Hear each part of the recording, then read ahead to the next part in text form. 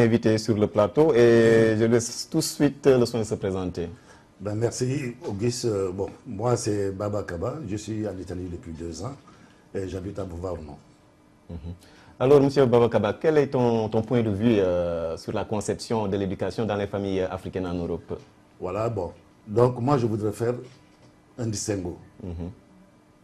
Parce que dans les familles africaines ici, nous avons les immigrés de la première génération, de la deuxième, et maintenant nous sommes dans la troisième génération d'immigrés.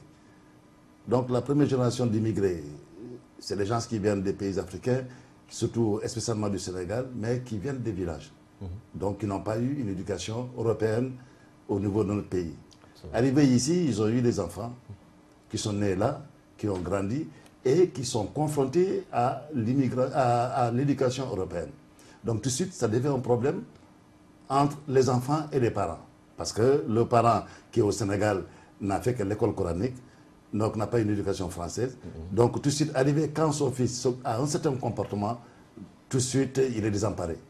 Donc c'est ce distinguo-là qu'il faut d'abord faire. Absolument. Donc à partir de là, l'éducation des enfants des immigrés, ici, pose effectivement un grand problème. Parce que les parents ne comprennent pas effectivement que ces enfants ne puissent pas avoir la même éducation qu'ils ont eux reçue de leurs parents étant en Afrique. Absolument. Alors, ce qui fait qu'il y a toujours des frictions entre les enfants et les parents. Voilà.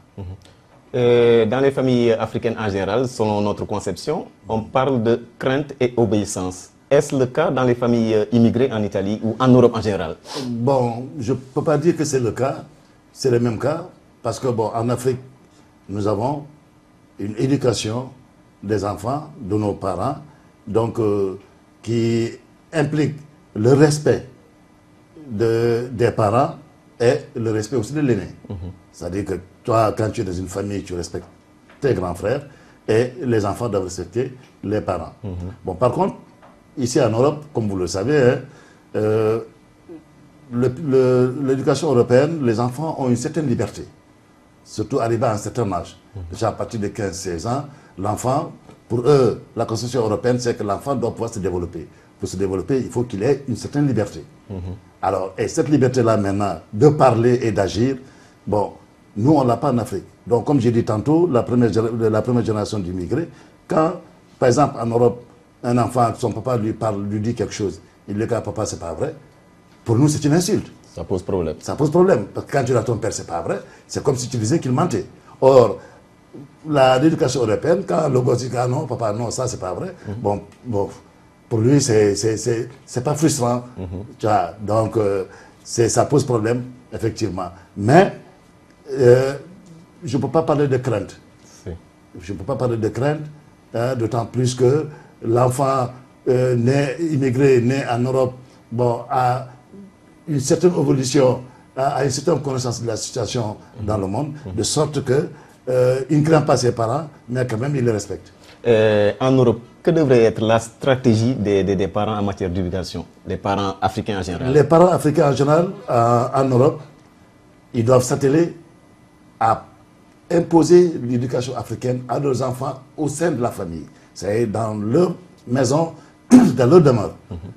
C'est-à-dire que l'enfant qui est né ici, il grandit, donc dès le bas âge, les parents devraient d'abord lui parler la langue maternelle.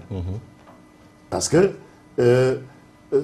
l'assimilation, comme on dit, parce qu'ici des fois les gens disent que ouais, les immigrés ne sont pas intégrés et tout ça. Non. Cette intégration ne doit pas être totale.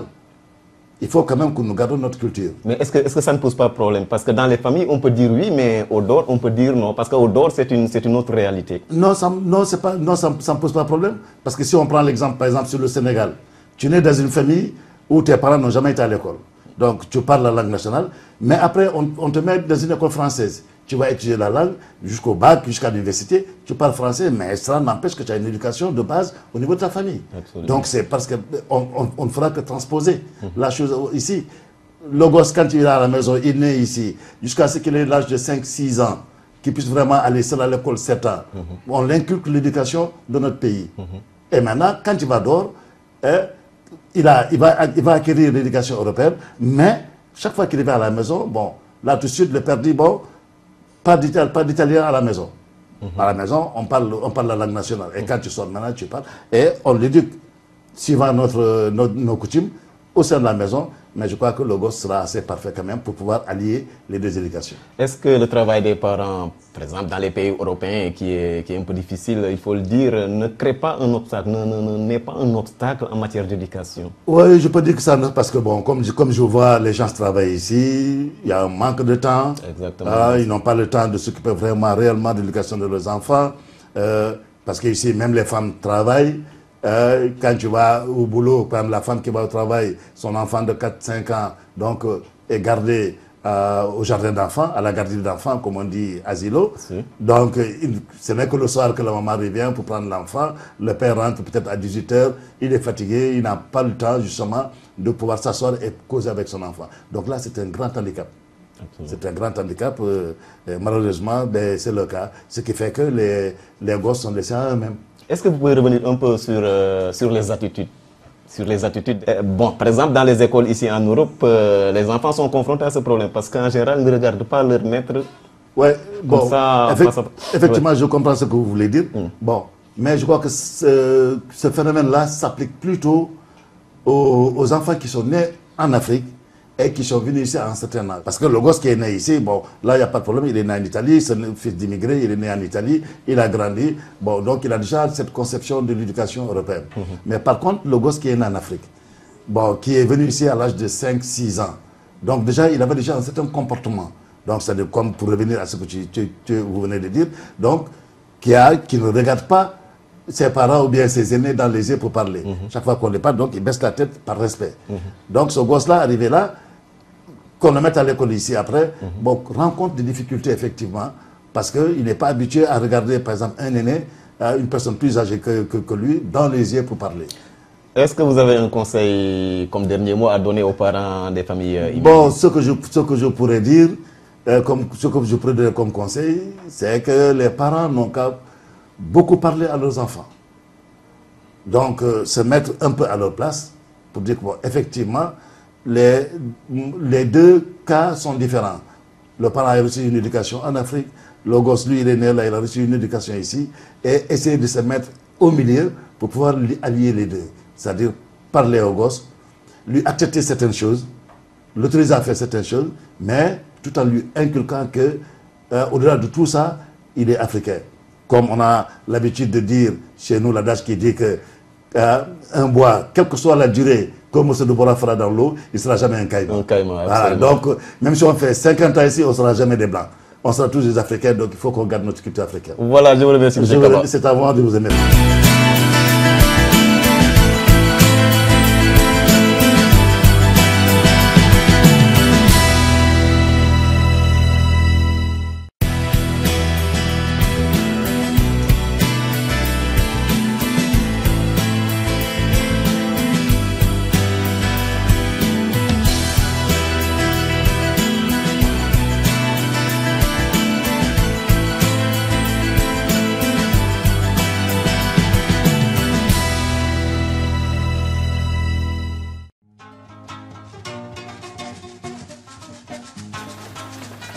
Madagascar est l'un des pays les plus pauvres du monde et il est confronté à d'immenses défis tels que la réduction de la pauvreté, la lutte contre la corruption et la réforme de la propriété foncière.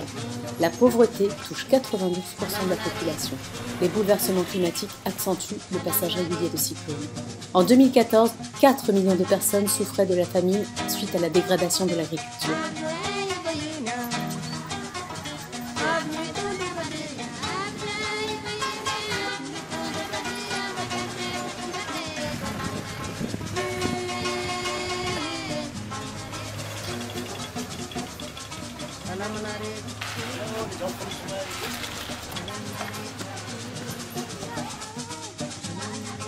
Je suis déléguée générale de l'association Les Enfants du Soleil. Mon rôle, c'était surtout de mettre en œuvre la politique de l'association à Madagascar.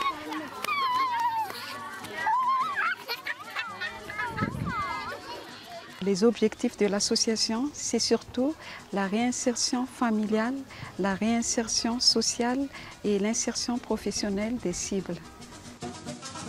La situation politique et économique conduit de nombreux enfants dans la rue. Un phénomène directement lié à l'appauvrissement de la population et au déclassement social de nombreuses familles. Ces enfants se livrent à la mendicité et à la prostitution. Ils finissent par tomber dans la délinquance et très souvent sont victimes de violences.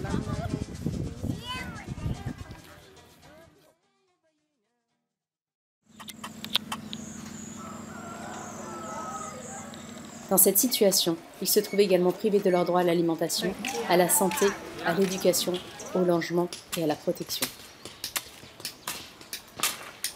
Tout d'abord, les cibles, ce sont des enfants en grande détresse physique et morale, et plus précisément les enfants des rues. Et là, il y a une méthode de travail, c'est la ronde de nuit d'abord. Donc, il y a les éducateurs du CAE, Centre d'accueil et d'écoute, avec l'assistante sociale qui font la ronde de nuit pour détecter les enfants.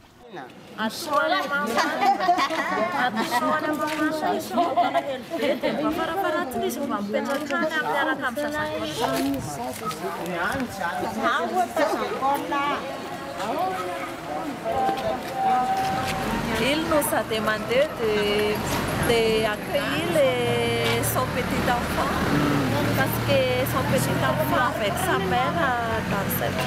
Dans la tente là, ouais. Son petit enfant est juste là. Et le petit...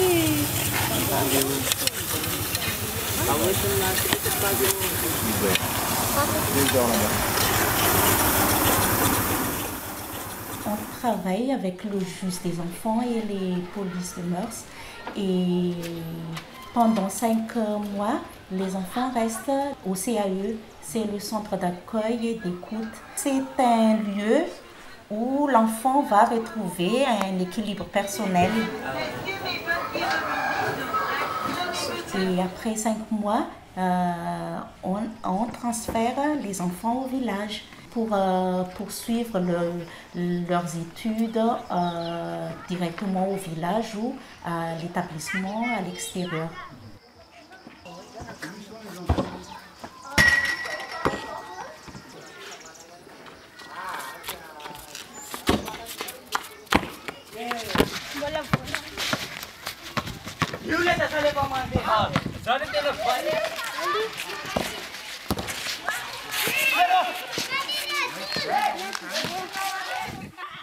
Dans tous les foyers, il y a 2 binômes.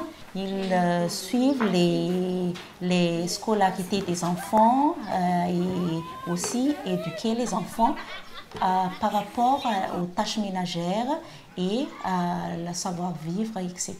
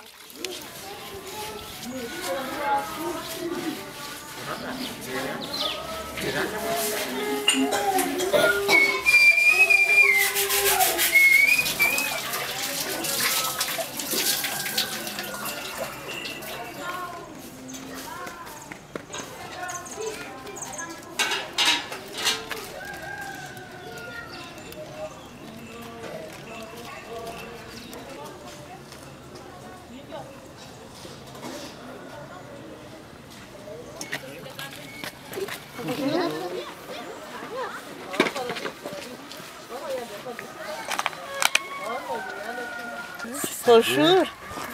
Para que não é? Fica tronco. Deixa.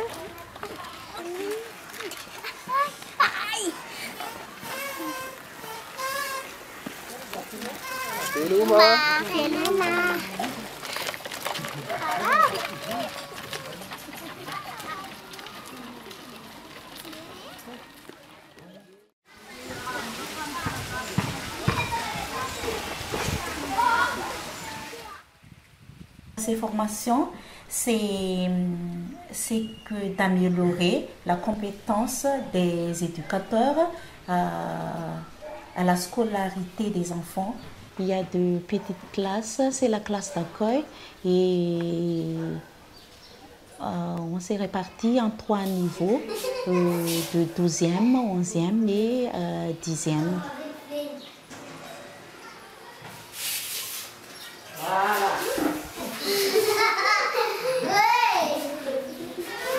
Allez, on prend les petits rangs maintenant. 1, 2, 3, 4. Et toi, c'est validé.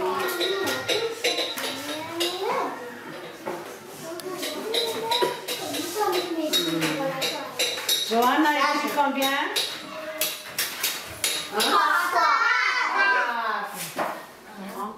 La carafe. La carafe. Au village, il y a déjà une discipline. Donc, au village, pendant tout ce temps, on sait déjà si l'enfant en question, on peut le scolariser à l'extérieur ou bien scolariser au niveau des classes au village. À partir des différentes activités d'éveil au village mises à la disposition des enfants, les éducateurs ont le rôle de détecter vraiment le talent des enfants. Mais l'objectif final, c'est surtout de pouvoir orienter les enfants dans la formation adaptée à leurs compétences ou à leur niveau.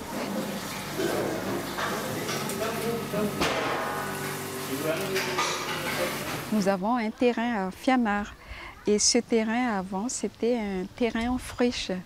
Et grâce à Finn, car moi j'ai vu ce terrain-là, on a pu mettre en place un potager, évidemment, grâce aussi à l'aide au financement des Rotary. L'objectif du potager, tout d'abord, c'est former les enfants dans le métier agricole.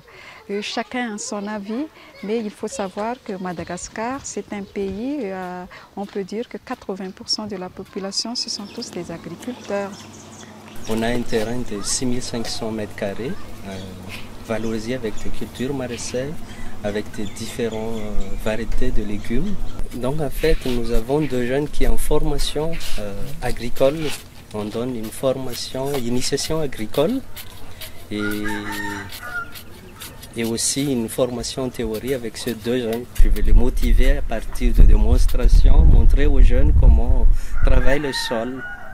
La pénibilité, tout ça, mais maintenant ils sont contents de comment faire tout ça. L'idée c'est la formation et la formation c'est encore un investissement et on a toujours besoin d'investissement si on a encore un coup de pouce pour eux et on le fera toujours. Le résultat, la réussite de l'association, c'est toujours d'avoir des jeunes autonomes plus tard, mais qui n'ont pas abandonné à mi-chemin.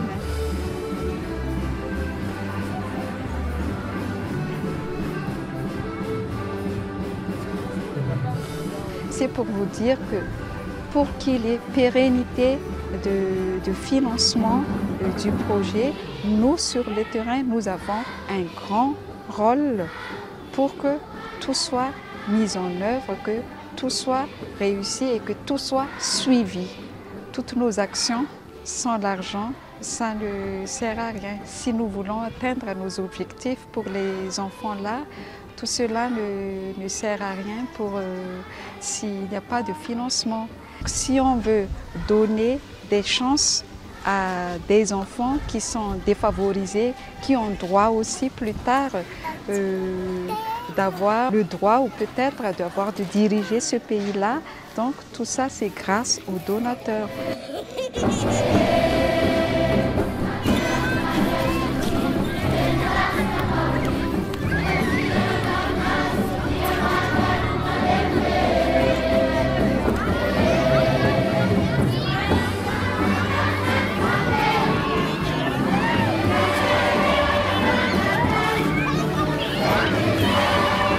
savoir que nous avons ici un encadrement de 160 collaborateurs, uniquement malgaches. Quand j'emploie ce mot collaborateur, je pense que ce sont plus que des collaborateurs, car ils ont une dimension humaine et sociale très importante. Je vais vous faire une confidence. Je discutais l'autre jour avec une éducatrice et je lui disais, c'est quand même formidable ce qu'on fait pour ces enfants. On les loge, on les nourrit, on les soigne, on les éduque, on les forme. Elle me disait, oui, vous avez raison, c'est bien ce qu'on fait pour eux. Mais ce qui est plus important, c'est peut-être de leur donner de l'amour. Alors ça, je crois que ça traduit vraiment l'esprit des enfants du soleil.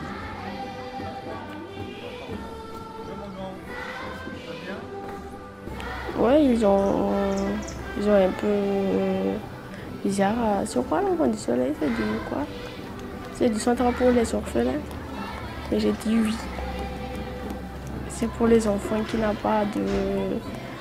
pas une vraie famille, qui n'ont pas de maison, qui n'ont pas de nourriture, qui n'ont pas de foyer.